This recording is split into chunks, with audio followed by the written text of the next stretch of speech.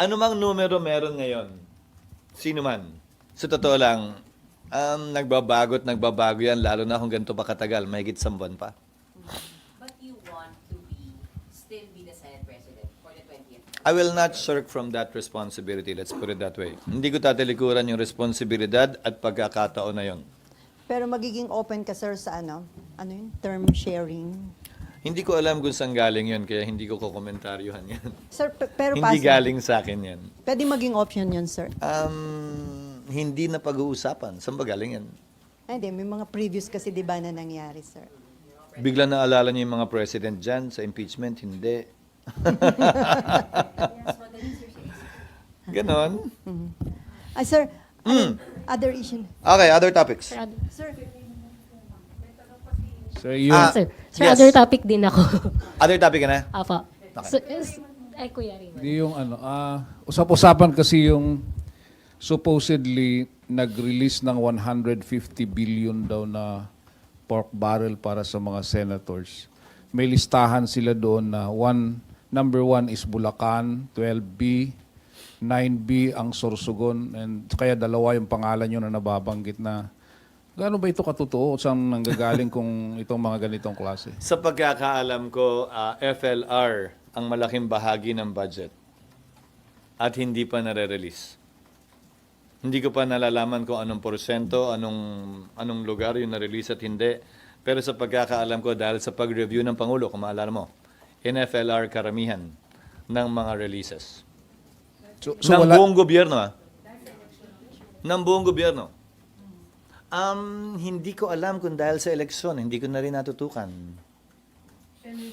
Pero may ganun nga listahan na May ano? may ganun talaga na list na up to 150 billion for senators. Hindi ko rin alam. Hindi ko rin alam kung saan nakuha yung total na yon. May mga proposed amendments ang mga senador at ang mga mambabatas sa Kamara man o sa Senado na dumaan sa proseso ng amendments. Kung saan mang lugar yon, nakalagay naman sa budget lahat yon. Sir, other topic. Ngayon, kung na-release o hindi, DBM siguro makakasagot nun. Hindi ko alam. Hindi ako updated.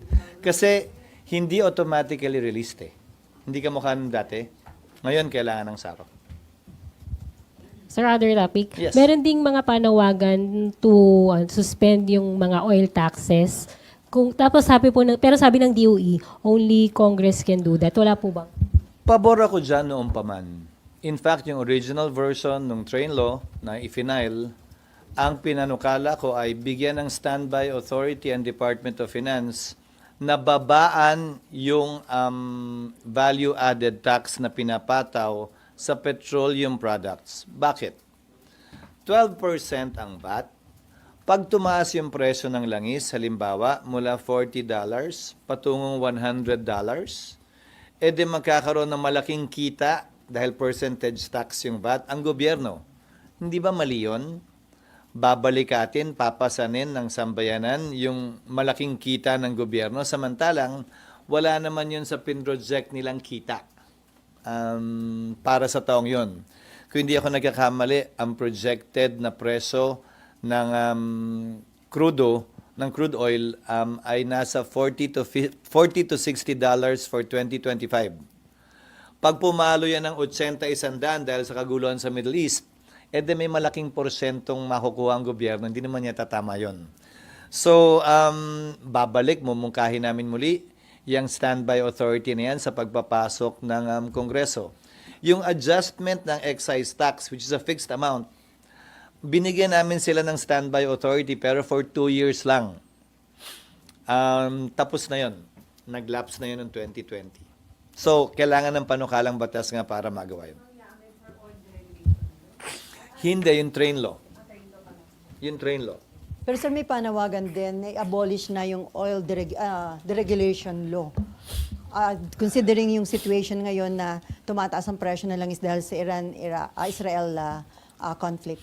Kada tumataas naman ang presyo, ang panawagan ay i-abolish yan. Pero pag bumababa yung presyo at sa mahabang panahon naman mababa, nakakalimutan din naman. So siguro ang kailangan natin gawin ay maglagay ng mga mekanismo, makinarya tulad ng standby authority na binanggit ko, na makaka-adjust tayo kapag may mga panahon tulad nito na tumataas yung presyo ng langis. Sir, patanong lang po ito ng COMELEC reporter Yes. namin. Hingi lang po ng reaction dun sa BARM Parliament Government Courtesy Resignation dun sa mga ministers and agency heads. Tsaka tingin niyo po ba makaka-apekto raw ito dun sa upcoming parliamentary elections sa October? Hindi pa naman. Malayo pa naman yung Oktubre. Tingin ko ginawa ito base sa nabasa ko dahil sa mga reklamo at hindi kontento si Sammy, yung kasalukuyang Chief Minister, sa performance ng kanyang mga gabinete. Kung maalala mo, nagpalit ng Chief Minister pero hindi naman pinalitan yung mga gabinete niya. So marahil oportunidad to para talagang mapatakbo niya ayon sa ninanais niya yung BARM. Sir, sa June 30, pwede na mag-file ng mga pet bills and resolution yung mga senators. Paano po yung magiging sistema? Di ba dati nag-uunahan para yung kanilang bilang number 1 sa listahan? Ginawa namin drawing of lots. Drawing of lots ang ginawa namin. Pagbabalik yan sa nagdaang practice ng Senado na para patas, parehas. Kasi ang inabutan ko, may priority ang Senate President, tapos yung senior. Ang problema mo, primus inter pares, o pareho lang naman ako dun sa iba. So para sa akin, drawing of lots na lang, hindi ako dapat mabigyan ng prioridad. Pangalawa, pagdating naman dun sa mga senior, sa dami ng beses bumabalik yung mga dating naging senador, kailan pa magiging senior yung mga bago. So, sinubukan naming pantayin yung pagkakataon na makapag-file ng bill. So, first 10, raffle. Second 10, raffle. Tapos yung subsequent ones, first come, first serve na. So hindi na mangyayari yung nagpupuyat sila, sir, dito para mauna. Hindi na. Yung unahan lang. Lamangan, unahan, hindi na. Ulitin ko, dati kasi nga, Senate President, ang rule na inabutan ko last Congress, Senate President ang may first crack to submit 10 or 20 bills, followed by yung pinaka-senior na kinocompute base sa bilang ng term na napagsilbihan na. Mula't mula. So, ang mangyayari nga nun, yung mga bago, kahit na re-elect, parang hindi na sila, never sila makakaabot doon. Hindi ba?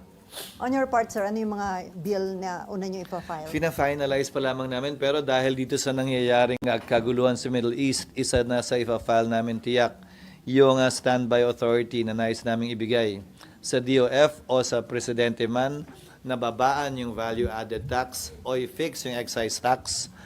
Ang pagdedebatihan na lamang ay yung threshold amount. Anong magti-trigger ng kapangyarihang yon ng presidente? $80 per barrel ba? O ilang porsyento mula dun sa projected range ng presyo ng crude oil ang dapat natin pagbasihan? At ang pagbabasihan ba natin ay Dubai crude pa rin? O ang pagbabasihan natin ay yung MOPS of Singapore o yung Means of Platts of Singapore? Para sa akin, mas accurate